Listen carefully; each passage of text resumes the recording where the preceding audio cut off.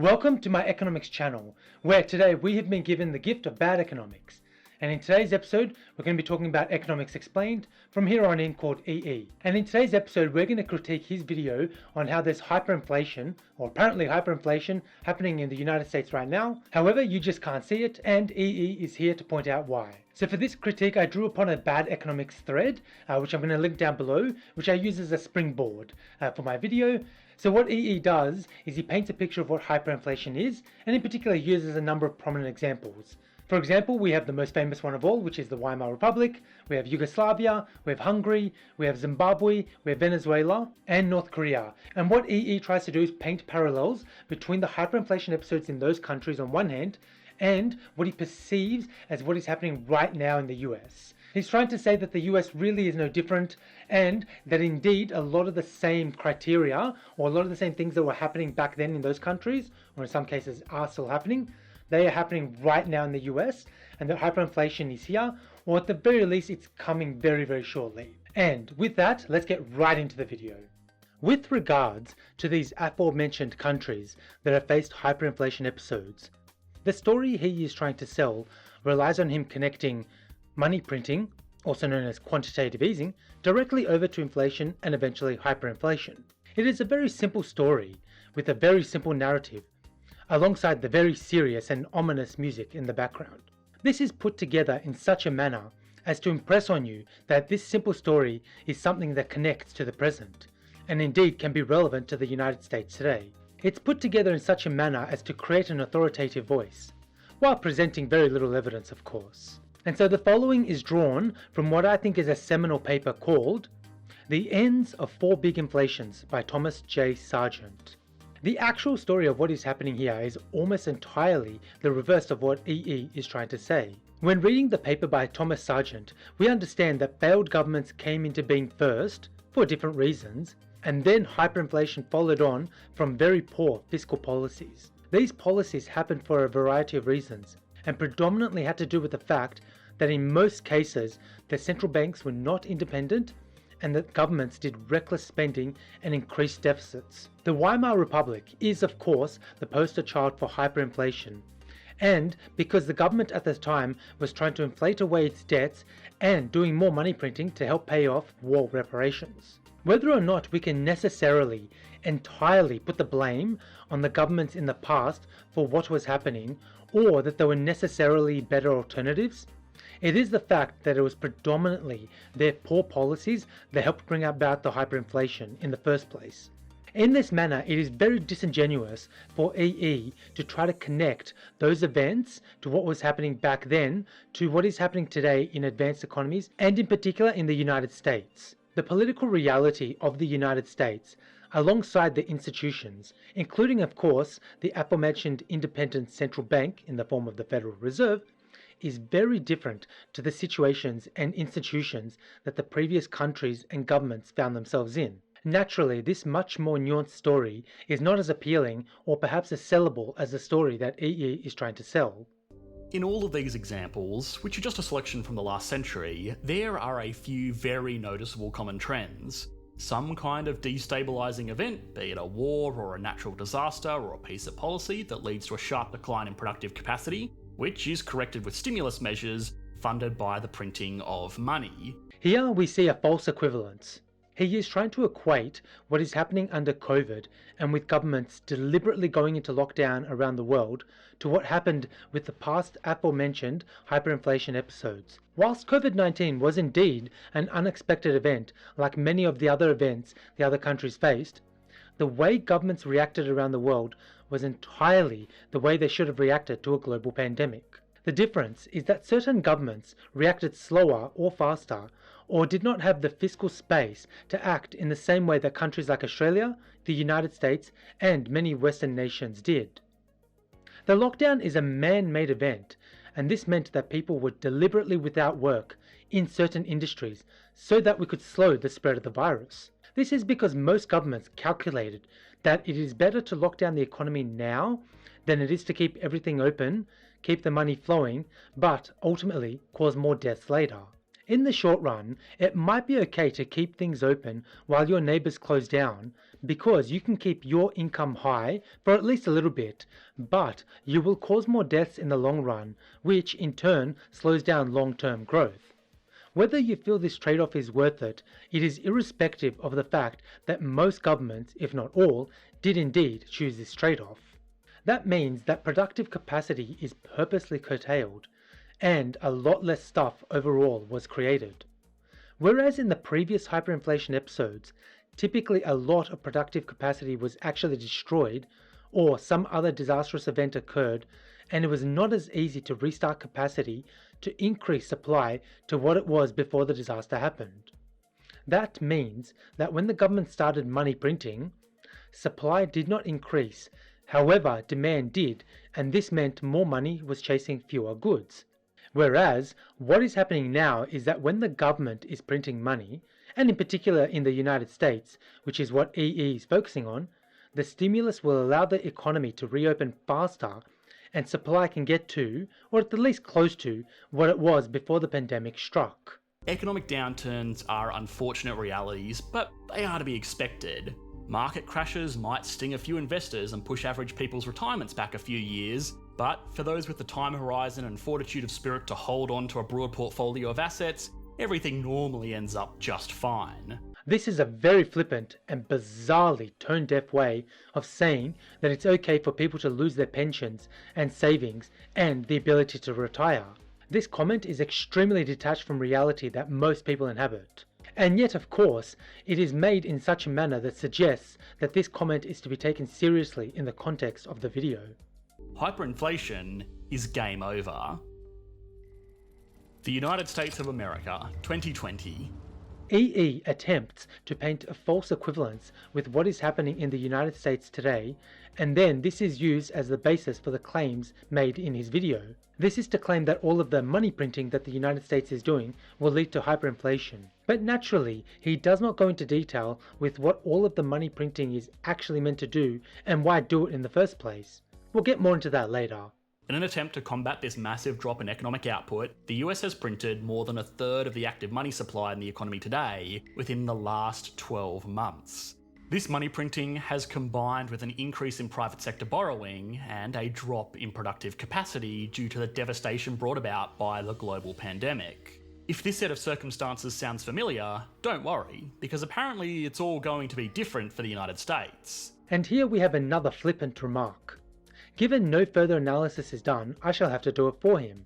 We actually have articles written before the March CPI figures came out that were about how the jump in the CPI is actually going to happen and not to worry yet.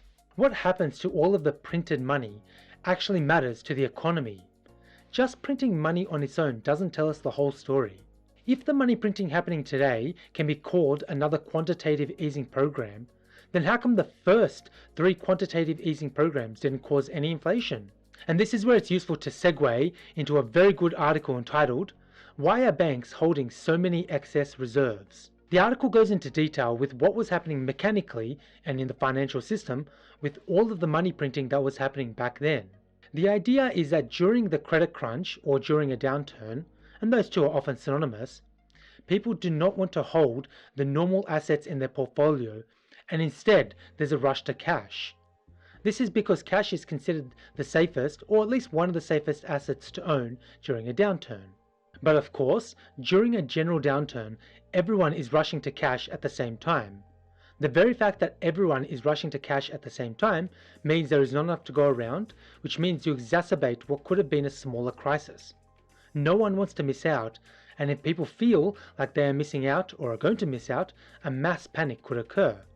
So what the Fed did, and indeed other central banks around the world did, was buy up the assets from the public that they no longer wanted and replaced those same assets with cash. So financially speaking, QE is an asset swap, and in fact the technical term is Large-Scale Asset Purchases Program. This betrays the fact that central banks buy and sell all the time, but there are times when they do this on a large scale, as with the first 3 QE programs, as well as today.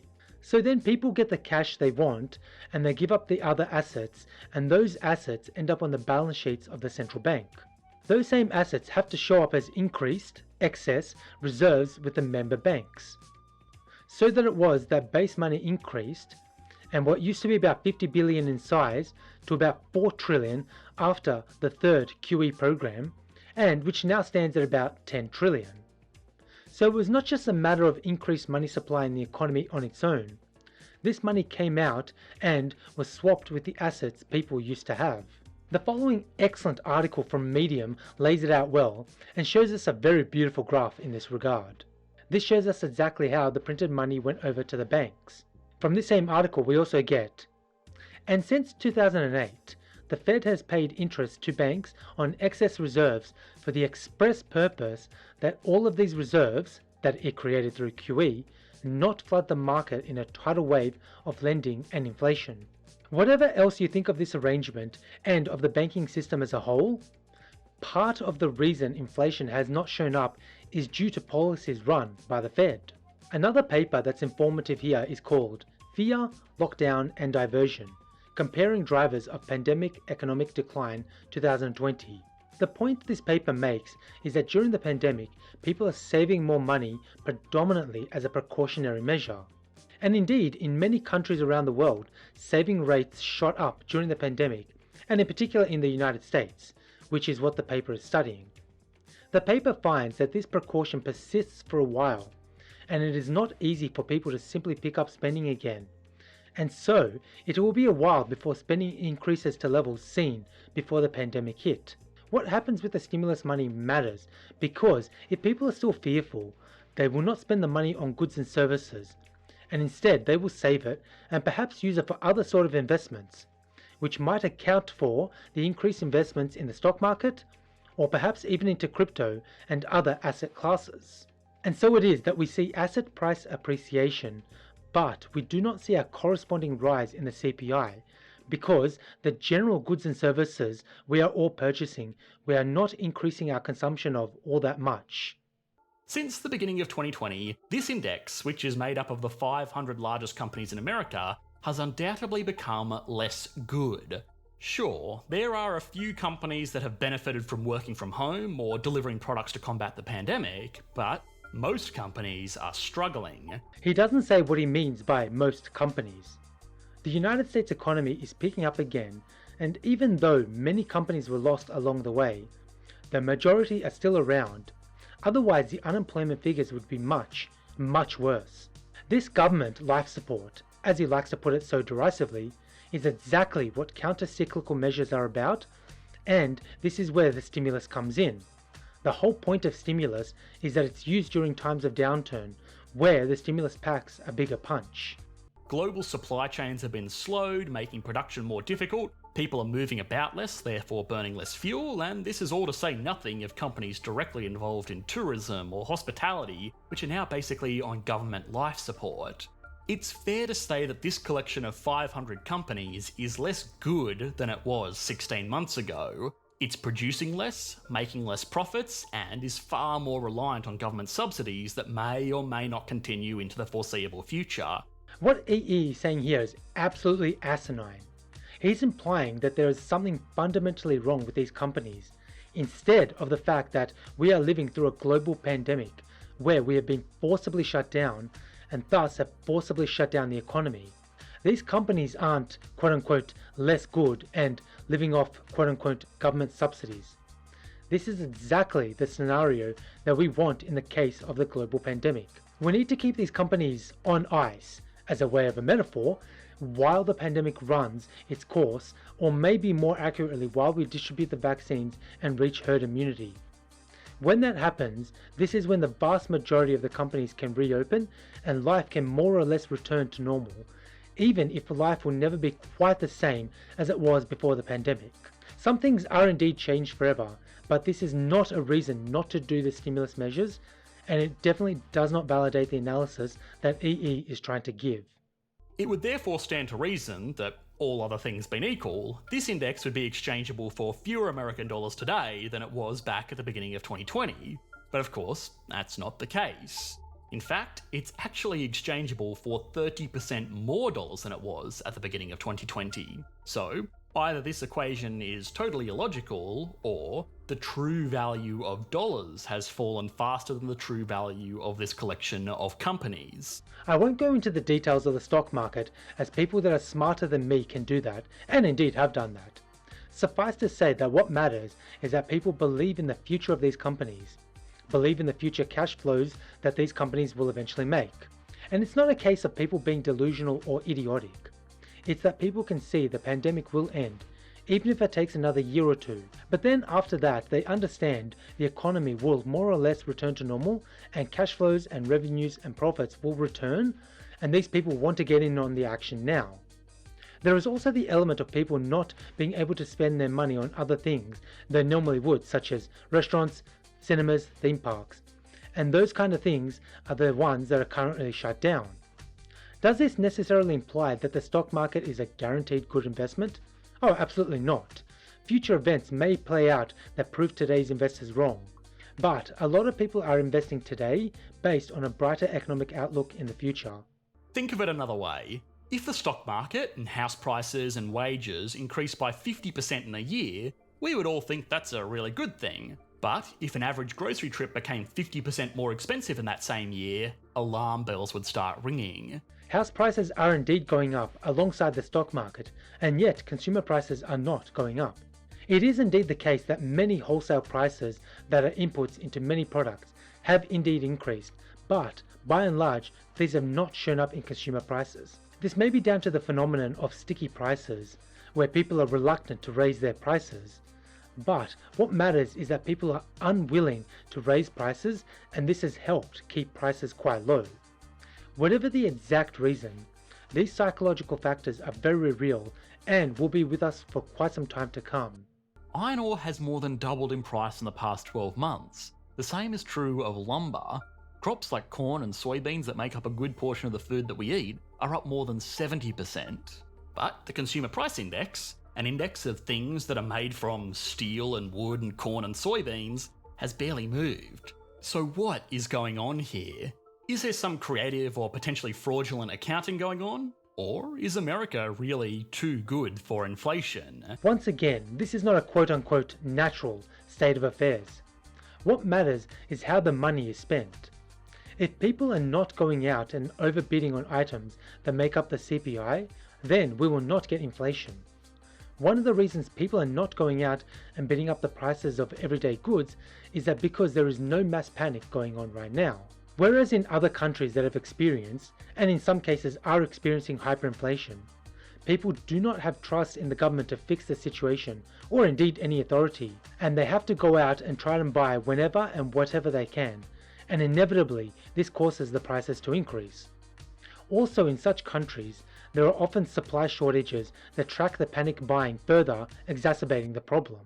This means that there is naturally more money bidding for less stuff, which drives prices up. Simple supply and demand. So far, these price hikes have been exclusively in asset markets like stocks, cryptocurrencies, real estate, and raw materials.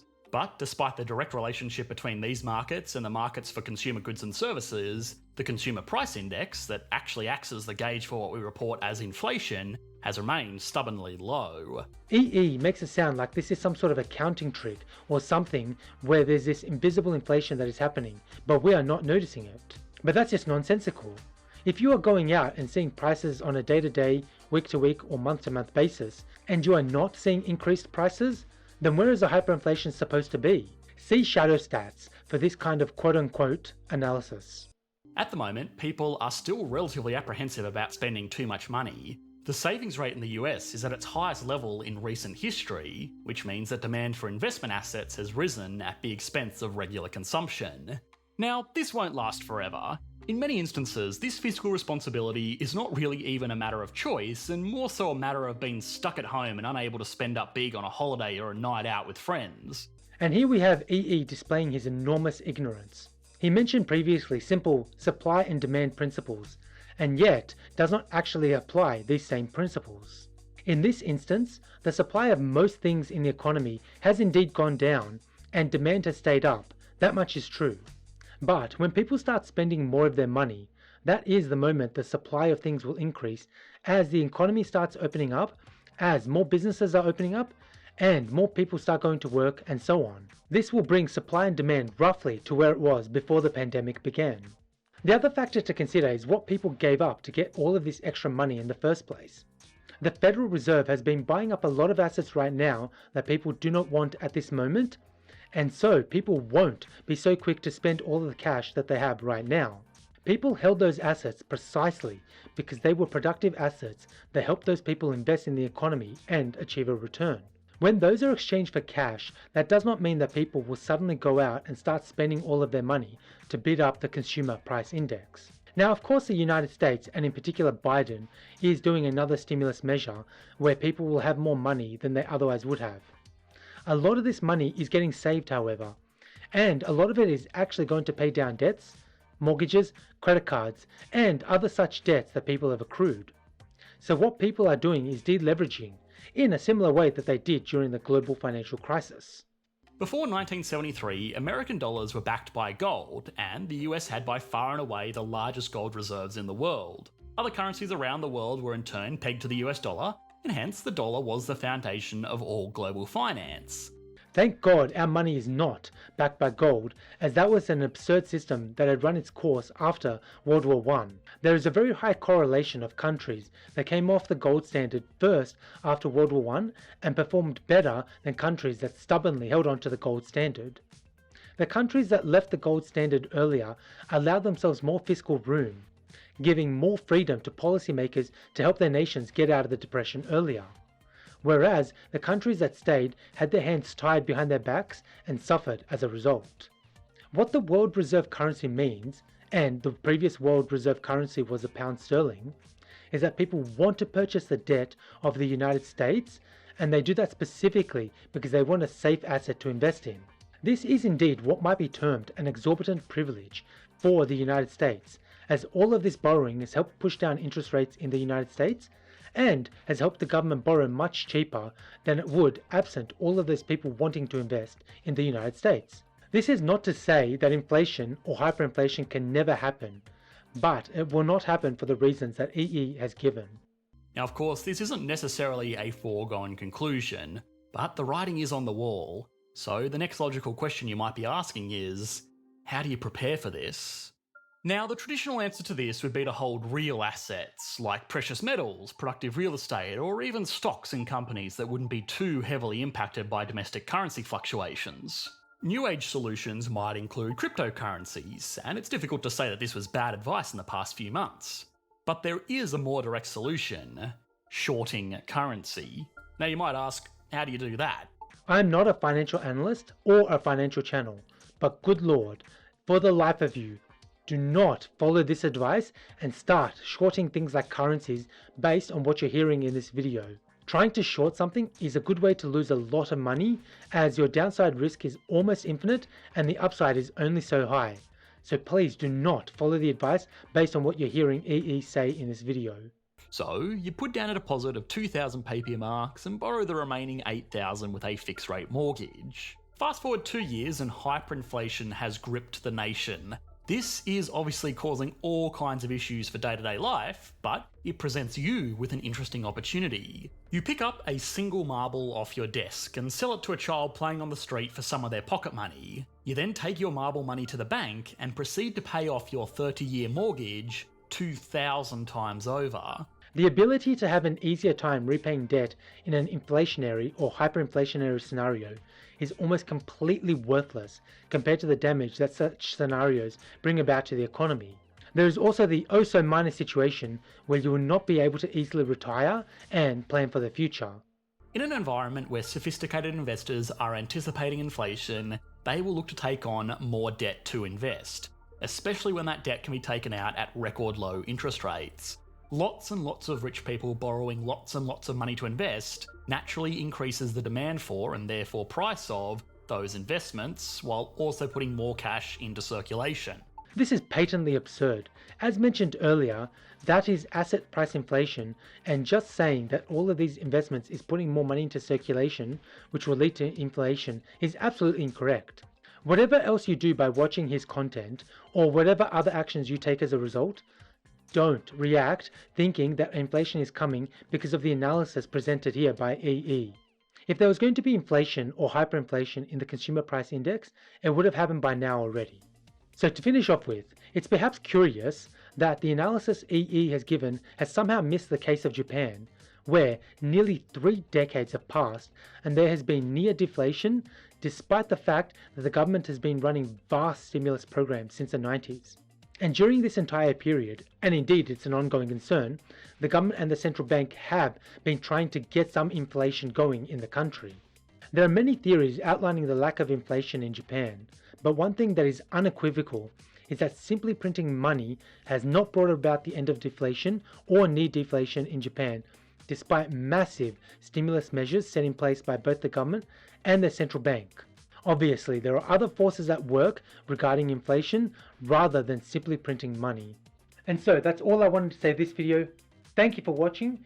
If you have any questions, don't hesitate to ask them below and I'll do my best to answer them, or I'll compile the questions into another video and I'll do my best to answer them in that video.